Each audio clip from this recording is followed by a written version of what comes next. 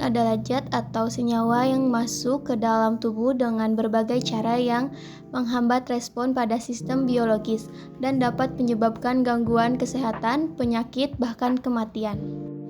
Patofisiologi. Berikut adalah beberapa mekanisme patofisiologi keracunan yang umum. Yang pertama, penyerapan dan distribusi racun. Penyerapan racun bisa masuk ke dalam tubuh melalui berbagai saluran seperti saluran pencernaan, pernafasan, atau kulit. Distribusi. Setelah diserap, racun akan didistribusikan ke seluruh tubuh melalui aliran darah. Yang kedua, toksisitas seluler. Gangguan fungsi seluler, racun dapat mengganggu proses-proses seluler penting seperti sintesis protein, metabolisme energi, dan transportasi ion. Kerusakan membran sel. Banyak zat beracun yang merusak membran sel, baik secara langsung dengan menghancurkan lapisan lipid atau melalui produksi radikal bebas yang dapat merusak komponen-komponen seluler. Gangguan respirasi sel. Beberapa racun yang mengganggu proses respirasi seluler, misalnya dengan menghambat enzim dalam rantai transportasi elektron yang menyebabkan defisit energi dan kematian sel. Yang ketiga, stres oksidatif dan produksi radikal bebas.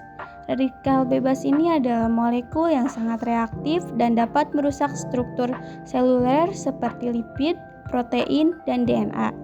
Kerusakan oksidatif. Ketika produksi radikal bebas tidak terkendali, hal ini dapat merusak sel-sel tubuh, memperburuk peradangan, dan memengaruhi fungsi organ. Yang keempat, gangguan pada sistem enzim.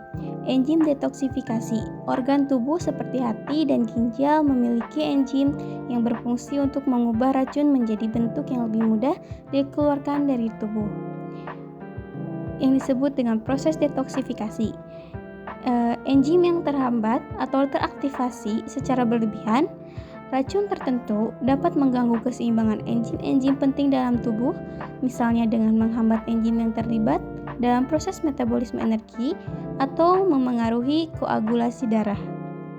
Toksin yang mempengaruhi neurotransmitter. Beberapa racun, seperti racun saraf, dapat mengganggu transmisi sinyal saraf dengan mempengaruhi pelepasan atau pengikatan neurotransmitter seperti asetilkolin, kerusakan otak dan sistem saraf pusat. Beberapa zat beracun dapat menghalangi fungsi normal sel-sel saraf, menyebabkan gangguan kesadaran, kebingungan, kejang, atau bahkan kematian neuron. 6. Kerusakan organ spesifik. Hati. Hati adalah organ utama dalam detoksifikasi. Racun yang beredar dalam darah akan diubah menjadi bentuk yang lebih tidak berbahaya di hati. Ginjal. Ginjal berfungsi untuk menyaring dan mengeluarkan racun dari tubuh. Beberapa racun, seperti senyawa obat tertentu atau logam berat, dapat merusak ginjal dan menyebabkan gagal ginjal. Paru-paru. Racun yang dihirup seperti asap atau gas beracun dapat menyebabkan kerusakan pada jaringan paru-paru, mengganggu fungsi pernapasan, dan memicu peradangan atau fibrosis. 7. Reaksi imun. Peradangan racun dapat memicu respon imun tubuh yang bisa menyebabkan peradangan lokal atau sistemik. Peradangan yang berlebihan dapat memperburuk kerusakan jaringan. Alergi dan hipersensitivitas. Beberapa keracunan dapat menyebabkan reaksi alergi atau hipersensitivitas seperti anafilaksis atau refleksi dermatitis kontak akibat sistem imun yang bereaksi berlebihan terhadap racun. 8. Penyembuhan dan pemulihan. Setelah keracunan terjadi, tubuh berusaha untuk mengatasi kerusakan dengan mekanisme penyembuhan seperti regenerasi sel atau perbaikan jaringan yang rusak.